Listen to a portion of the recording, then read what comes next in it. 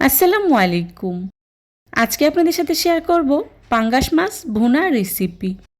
অনেকেই অনেকভাবে পাঙ্গাস মাছ ভুনা করে থাকেন, তবে আমি যেভাবে পাঙ্গাস মাছ ভুনা করি সেই রেসিপিটাই আজকে আপনাদের সাথে শেয়ার করব। আশা করছি আমার আজকের এই রেসিপিটি আপনাদের কাছে খুবই ভালো লাগবে। যদি ভালো লেগে থাকে তাহলে অবশ্যই একটি লাইক দিয়ে পুরো ভিডিও জুড়েই আমার পাশেই থাকবেন প্লিজ। আজকের এই মজাদার পাঙ্গাস মাছ ভুনা করার জন্য প্রথমে আমি এখানে বড় সাইজের একটি পাঙ্গাস মাছ থেকে 5 পিস নিয়েছি। আপনারা আপনাদের প্রয়োজন অনুযায়ী নিয়ে নেবেন। মাছগুলোকে আমি খুব ভালো করে ধুয়ে পরিষ্কার করে নিয়েছি। এখন এর মধ্যেই দিয়ে দিচ্ছি হাফ চা চামচ হলুদের গুঁড়া, হাফ চা চামচ মরিচের গুঁড়া, আর দিয়ে দিচ্ছি লবণ হাফ চা চামচ।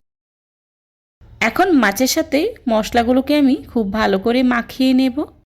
দেখতেই পাচ্ছেন আমি বেশ কিছুটা সময় নিয়ে হাতের সাহায্যে মাছের সাথে মশলাগুলোকে খুব ভালো করে মাখিয়ে নিয়েছি। এবার মাছগুলোকে আমি ভেজে নেব।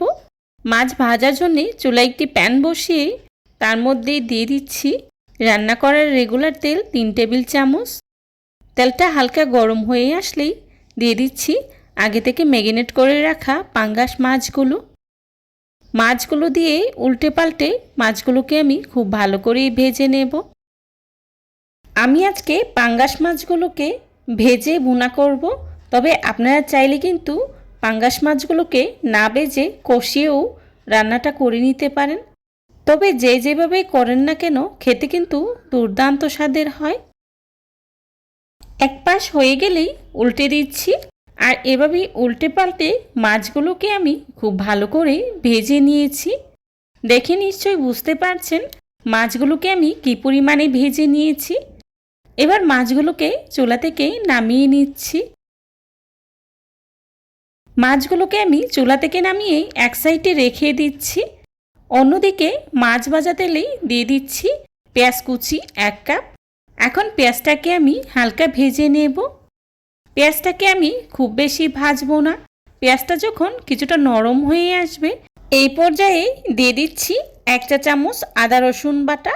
এখন আদা রসুনটাকেও আমি খুব ভালো করে পেঁয়াজের সাথে ভেজে নেব। আদা রসুনের কাঁচা গন্ধটা যখন চলে যাবে তখনই এর মধ্যেই দিয়ে দিচ্ছি আগে থেকে কেটে রাখা টমেটো একটি।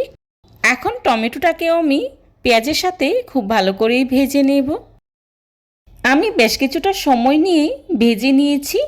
এই পর্যায়ে দিয়ে দিচ্ছি লাল মরিচের গুঁড়া 1 চা চামচ। মরিচের গুঁড়াটা আপনারা আপনাদের প্রয়োজন অনুযায়ী ব্যবহার করবেন। দিয়ে দিচ্ছি হলুদের গুঁড়া হাফ চা চামচ, জিরা গুঁড়া হাফ চা চামচ, আর দিয়ে দিচ্ছি লবণ হাফ চা চামচ।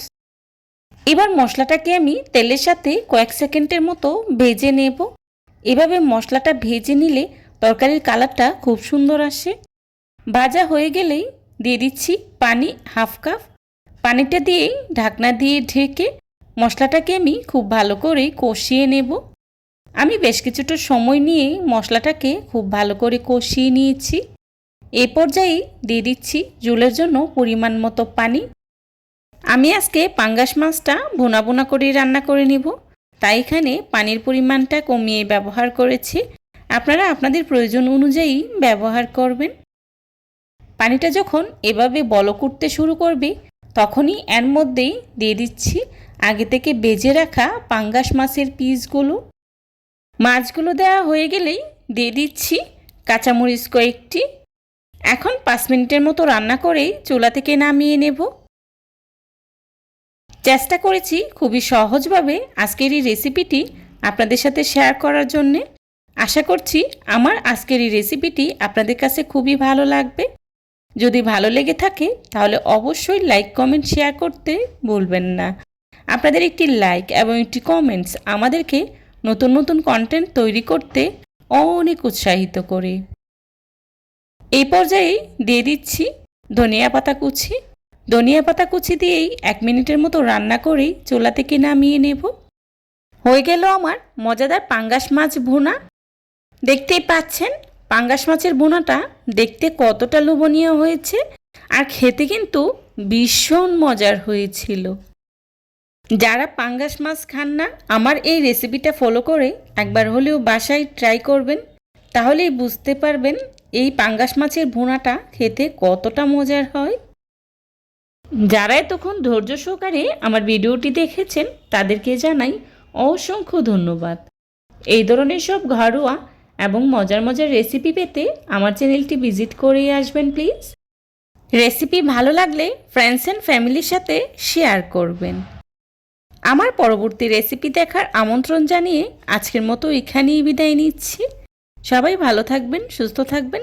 আল্লাহ হাফেজ। আসসালামু আলাইকুম।